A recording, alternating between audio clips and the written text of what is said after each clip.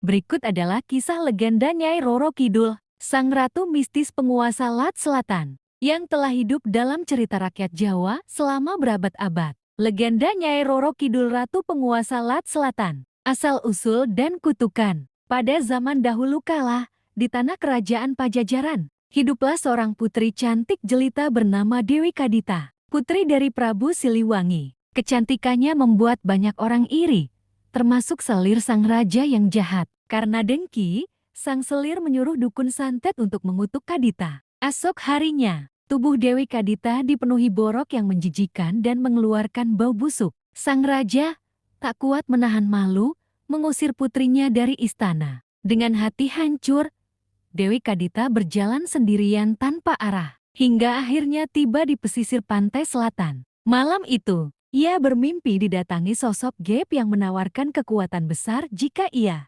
bersedia menjadi penjaga Laut Selatan. Tanpa ragu, Dewi Kadita menyetujui. Ia menceburkan diri ke laut dan hilang secara gaib. Sejak saat itulah, ia dikenal sebagai Nyai Roro Kidul, Ratu Pantai Selatan, penguasa kerajaan gaib di samudra luas, kekuasaan dan dunia gaib. Nyai Roro Kidul membangun istananya yang megah di dasar samudra, disebut sebagai Istana Laut Selatan atau Segoro Kidul. Ia dikelilingi pasukan gaib, jin-jin laut, dan para pengabdi setia yang disebut Lembuswana. Menurut kisah para spiritualis, istana itu tak bisa dilihat dengan mata manusia biasa. Namun, mereka yang memiliki mata batin atau tersesat di alam gaib bisa melihat istana hijau keemasan itu, lengkap dengan taman bawah laut, tangga mutiara, dan singgasana megah tempat sang ratu duduk. Larangan pakaian hijau dan mitos pesisir. Di sepanjang pesisir selatan Jawa, terutama di daerah Pelabuhan Ratu, Parangtritis, hingga Banyuwangi terdapat larangan tak tertulis, jangan mengenakan pakaian hijau. Warna itu dipercaya sebagai warna kesukaan sang ratu. Barang siapa melanggarnya, bisa dipanggil ke kerajaannya. Biasanya lewat ombak yang tiba-tiba datang dan menyeret korban ke laut. Konon, mereka yang hilang itu tidak mati, tapi dijadikan prajurit atau pelayan Nyai Roro Kidul di istananya. Hubungan dengan Raja-Raja Mataram. Legenda mengatakan bahwa Nyai Roro Kidul menjadi istri spiritual dari Raja-Raja Mataram. Dimulai dari Panembahan Senopati, pendiri Mataram Islam. Saat bertapa di pantai selatan, Senopati bertemu Nyai Roro Kidul.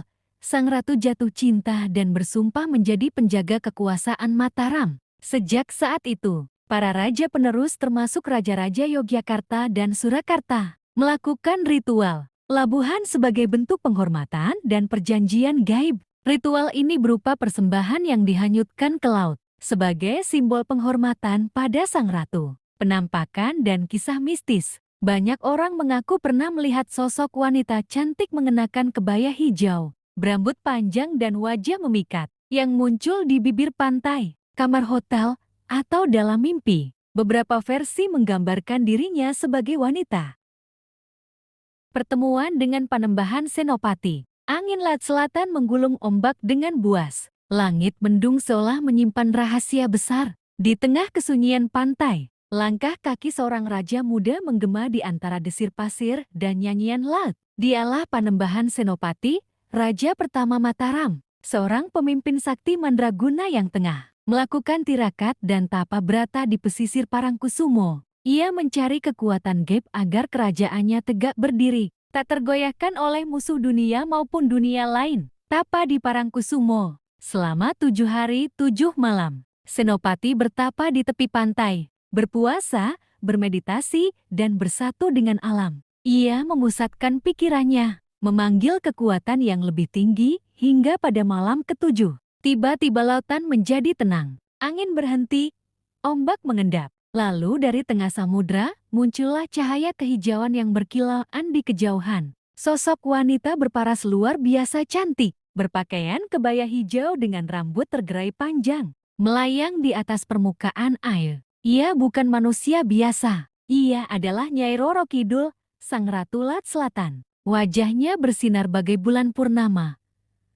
Namun sorot matanya tajam, penuh wibawa. Dengan langkah ringan, ia mendekat ke arah Senopati dan berbicara tanpa suara, seolah pikirannya langsung masuk ke dalam jiwa sang raja. Wahai Panembahan Senopati, kekuatan yang kau cari ada padaku. Namun kekuatan selalu memiliki harga. Perjanjian gaib. Senopati membuka mata batinnya. Ia menyadari siapa yang berdiri di hadapannya. Ia menunduk, menunjukkan hormat, lalu berkata, "Jika engkau bersedia menjaga kerajaanku, maka aku bersedia menjalin perjanjian, bahkan mengikatkan batinku padamu." Nyai Roro Kidul tersenyum. Ia menyentuh bahu Senopati, dan seketika tubuh sang raja terserap ke dalam dunia gaib Istana Laut Selatan. Di sana, Senopati melihat kemegahan yang tak bisa dijelaskan dengan logika manusia. Pilar-pilar kristal laut, permadani air, dan pasukan siluman laut berbaris rapi.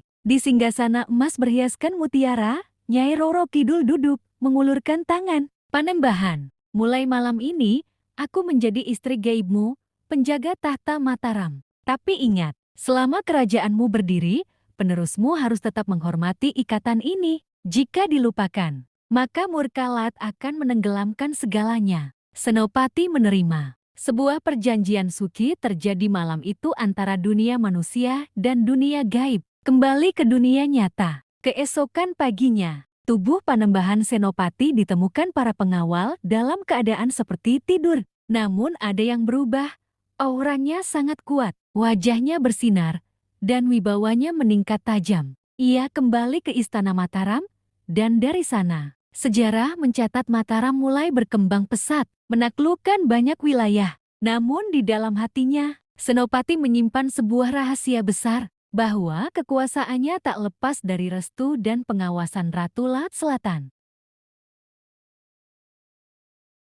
Berikut adalah kisah legenda Nyai Roro Kidul, sang ratu mistis penguasa Laut Selatan, yang telah hidup dalam cerita rakyat Jawa selama berabad-abad. Legenda Nyai Roro Kidul, ratu penguasa Laut Selatan. Asal-usul dan kutukan. Pada zaman dahulu kala, di tanah kerajaan Pajajaran, hiduplah seorang putri cantik jelita bernama Dewi Kadita, putri dari Prabu Siliwangi. Kecantikannya membuat banyak orang iri, termasuk selir sang raja yang jahat. Karena dengki, sang selir menyuruh dukun santet untuk mengutuk Kadita. Esok harinya, tubuh Dewi Kadita dipenuhi borok yang menjijikan dan mengeluarkan bau busuk. Sang raja tak kuat menahan malu, mengusir putrinya dari istana. Dengan hati hancur, Dewi Kadita berjalan sendirian tanpa arah, hingga akhirnya tiba di pesisir pantai selatan. Malam itu, ia bermimpi didatangi sosok gaib yang menawarkan kekuatan besar jika ia bersedia menjadi penjaga Laut Selatan. Tanpa ragu,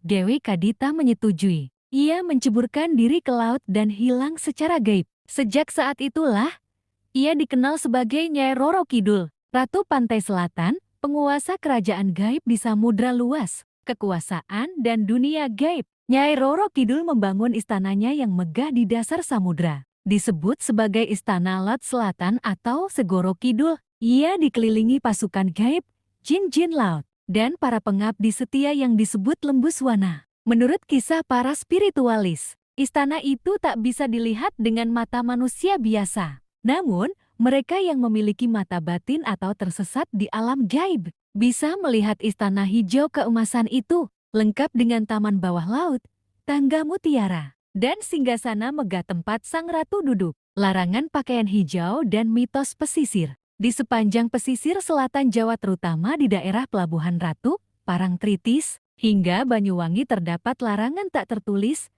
jangan mengenakan pakaian hijau. Warna itu dipercaya sebagai warna kesukaan sang ratu. Barang siapa melanggarnya, bisa dipanggil ke kerajaannya. Biasanya lewat ombak yang tiba-tiba datang dan menyerat korban ke laut. Konon, mereka yang hilang itu tidak mati, tapi dijadikan prajurit atau pelayan Nyai Roro Kidul di istananya. Hubungan dengan Raja-Raja Mataram. Legenda mengatakan bahwa Nyai Roro Kidul menjadi istri spiritual dari Raja-Raja Mataram. Dimulai dari Panembahan Senopati, pendiri Mataram Islam. Saat bertapa di pantai selatan, Senopati bertemu Nyai Roro Kidul. Sang ratu jatuh cinta dan bersumpah menjadi penjaga kekuasaan Mataram. Sejak saat itu, para raja penerus termasuk Raja-Raja Yogyakarta dan Surakarta melakukan ritual labuhan sebagai bentuk penghormatan dan perjanjian gaib. Ritual ini berupa persembahan yang dihanyutkan ke laut sebagai simbol penghormatan pada sang ratu. Penampakan dan kisah mistis. Banyak orang mengaku pernah melihat sosok wanita cantik mengenakan kebaya hijau, berambut panjang dan wajah memikat yang muncul di bibir pantai, kamar hotel, atau dalam mimpi. Beberapa versi menggambarkan dirinya sebagai wanita. Perjanjian Laut Selatan. Ombak pantai selatan mengamuk tak seperti biasanya. Langit mendung, angin menderu, dan kabut putih menyelimuti laut hingga daratan. Di balik kabut itu, suara gamelan terdengar samar, seperti datang dari dasar samudera. Itulah pertanda Kanjeng Ratu Kidul sedang menampakkan kekuasaannya. Di malam keramat itu, Raden Surya Atmaja, keturunan Raja Mataram yang sedang dalam pelarian politik, berdiri di tepi tebing Parangkusumo. Jiwanya gundah, dibuang dari keraton, dikhianati saudara sendiri, dan kini tak punya harapan. Ia ingat pesan kakeknya, jika kau terdesak dan tak punya tempat kembali, datanglah ke Laut Selatan. Panggillah sang ratu, tapi ingat, harga yang kau bayar tak akan kecil. Dengan nekat, Raden Surya melakukan tapa di batu karang. Malam ketiga, saat darah menetes dari luka kakinya, air laut tiba-tiba tenang. Kabut menggulung, dan dari dalam kabut itu, sosok wanita cantik berbusana hijau keemasan muncul perlahan. Ia berjalan di atas air, rambutnya panjang tergerai, matanya menyala hijau zamrud. Raden Surya, ucapnya lirih, tapi menggema hingga ke tulang belakang. Benarkah engkau, Kanjeng Ratu Kidul? Tanya Raden dengan gemetar. Aku datang karena kau memanggil dari dasar jiwamu. Apa yang kau inginkan? Aku ingin membalas dendam. Kembalikan hakku. Aku ingin kekuasaan. Senyum Ratu Kidul mengembang. Kekuasaan tak datang cuma-cuma. Aku bisa memberimu tahta, pengaruh, dan keturunan sakti. Tapi, kau harus menyerahkan satu hal.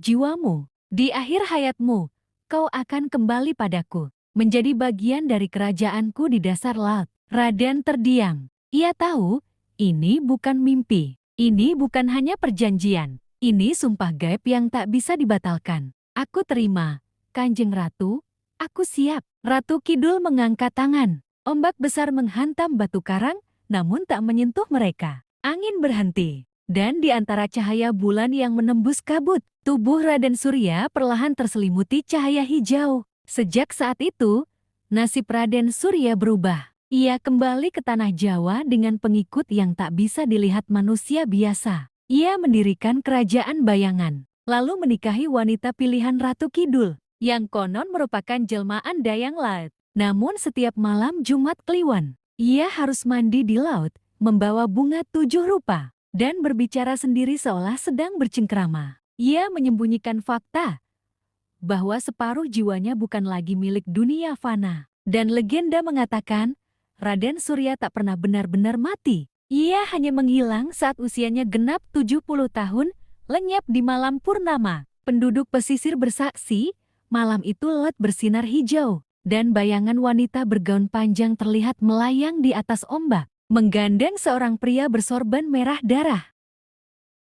Perjanjian Laut Selatan. Langit senja tampak kelam di atas pantai Parangtritis. Ombak menggulung tinggi seolah menyampaikan amarah yang terpendam. Malam itu, seorang pemuda bernama Raden Panji Wening berjalan sendirian, menyusuri garis pantai, mengikuti suara dalam hatinya yang entah kenapa terus membawanya ke tempat itu. Ia adalah seorang keturunan darah biru, namun memilih hidup sederhana sebagai petapa. Konon, ia memiliki bakat spiritual yang kuat dan mampu berkomunikasi dengan makhluk halus. Malam itu, angin laut membawa aroma bunga kenanga, dan suara gamelan halus terdengar samar dari arah lautan. Raden Panji pun berhenti. Tiba-tiba, dari tengah gulungan ombak, muncul sesosok wanita jelita. Rambutnya panjang menyapu air laut, bajunya hijau keemasan berkilaan, dan wajahnya memancarkan aura tak biasa. Dialah Kanjeng Ratu Kidul, sang penguasa Laut Selatan.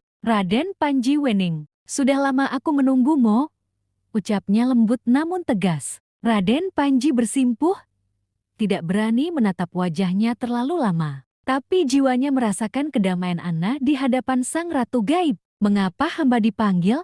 Kanjeng Ratu? Kanjeng Ratu menatap laut. Karena waktunya telah tiba. Aku butuh penjaga baru. Manusia pilihan yang menjaga perjanjian antara dunia kasat mata dan alam gaib. Ia lalu menjelaskan bahwa setiap beberapa abad sekali, ia memilih manusia khusus untuk menjembatani keharmonisan antara penguasa gaib dan keturunan raja-raja Mataram. Tugas itu diwariskan turun-temurun dan Raden Panji adalah penerusnya. Namun perjanjian itu tidak ringan. Raden Panji harus siap hidup menyendiri, menjaga pantai, dan mengabdikan batinnya kepada Ratu Kidul. Sebagai imbalan, ia akan diberi usia panjang, kekuatan batin tinggi, dan dilindungi dari bala apapun asalkan ia setia. Raden Panji tidak langsung menjawab, tapi malam itu, saat rembulan purnama muncul, ia mengangguk pasrah. Sebuah upacara gaib pun berlangsung di bibir pantai. Ombak berhenti bergulung, langit menjadi hening. Di hadapan Nyai Roro Kidul, Raden Panji mengucapkan sumpah. Hamba bersumpah akan menjaga perjanjian ini, menjadi pengabdi Kanjeng Ratu selamanya, hingga akhir hayat. Setelah sumpah itu diikrarkan, tubuh Raden Panji dibawa ke dasar laut dalam pusaran cahaya kehijauan. Ia tak lenyap, tapi menjadi penjaga tak kasat mata. Sosok misterius yang kadang muncul dalam mimpi orang-orang tertentu, memberikan petunjuk atau peringatan. Dan sejak saat itu, legenda perjanjian Laut Selatan semakin kuat. Setiap pemimpin Jawa atau orang-orang tertentu yang hendak mencari ilmu tinggi, kekuasaan, atau pesugihan, selalu diawali dengan ziarah ke Laut Selatan, mempersembahkan bunga 7 rupa, dan kadang membawa sesaji, khusus sebagai tanda penghormatan kepada sang ratu dan para penjaganya. Kutukan bagi yang mengingkari perjanjian. Episode 5. Kutukan bagi yang mengingkari perjanjian. Tahun demi tahun berlalu, dan legenda tentang Raden Panji, waning penjaga gaib Laut Selatan semakin tersebar. Namun tak semua manusia yang datang ke pantai untuk bertemu Kanjeng Ratu Kidul memiliki niat baik. Ada pula yang datang demi kekayaan dan kekuasaan, tapi tak sanggup menunaikan janji. Salah satunya adalah seorang bangsawan muda bernama Wiratama, keturunan ningrat dari pesisir selatan. Ia haus akan tahta dan kemegahan. Lewat seorang dukun tua, ia diajarkan cara memanggil Nyai Roro Kidul dengan syarat, jika kau ingin kekayaan, persembahkan darah dari keturunanmu sendiri. Tapi ingat, janji kepada Ratu Kidul adalah janji seumur hidup. Malam Jumat Kliwon, Wiratama melakukan ritual di tepi pantai, membakar kemenyan, menabur bunga setaman, dan membaca mantra pemanggil. Angin mendadak berputar kencang, ombak bergemuruh, dan dari pusaran air, muncullah sosok Kanjeng Ratu Kidul. Wahai manusia, apakah kau siap dengan konsekuensi perjanjian ini? Tanya sang ratu dengan suara menggema. Tanpa ragu, Wiratama menjawab, saya siap. Berikan saya harta dan kekuasaan. Sang ratu memberinya cincin batu hijau zamrud, lalu menghilang ke dasar laut. Dalam waktu singkat, kehidupan Wiratama berubah drastis. Ia menjadi kaya, dihormati, dan naik jabatan secara misterius. Namun kesombongan pun mulai tumbuh. 3 tahun kemudian, ia melanggar perjanjian. Ia membuang cincin pemberian ratu ke sungai dan menikah dengan seorang wanita dari garis darah yang dilarang menyatu oleh dunia gaib. Ia juga menolak membuat sesaji dan menganggap legenda Laut Selatan hanya tahayul. Malam setelah pelanggaran itu, ia bermimpi buruk. Dalam tidurnya, ia berada di istana bawah laut yang dipenuhi aura dingin dan bisikan menyeramkan. Sosok Ratu Kidul muncul dengan tatapan tajam dan berkata, kau mengingkari sumpah, dan kini kutukan akan menyertaimu hingga 7 turunan. Saat terbangun, tubuh Wiratama lemas. Dalam waktu singkat, usahanya bangkrut, rumah tangganya hancur, dan anak-anaknya jatuh sakit tanpa sebab yang jelas. Bahkan ia mengalami kecelakaan misterius di tebing pantai. Jasadnya tidak ditemukan, hanya meninggalkan jejak kaki yang mengarah ke laut, lalu hilang. Warga pesisir percaya, kutukan Ratu Kidul itu nyata. Barang siapa yang berani mengingkari perjanjian, maka lautan akan menelannya tanpa ampun. Hingga hari ini, para tetua di selatan masih mengingatkan, jangan sembarangan membuat janji di hadapan Laut Selatan, karena Ratu Kidul tidak lupa. dan tidak pernah memberi ampun pada pengkhianat.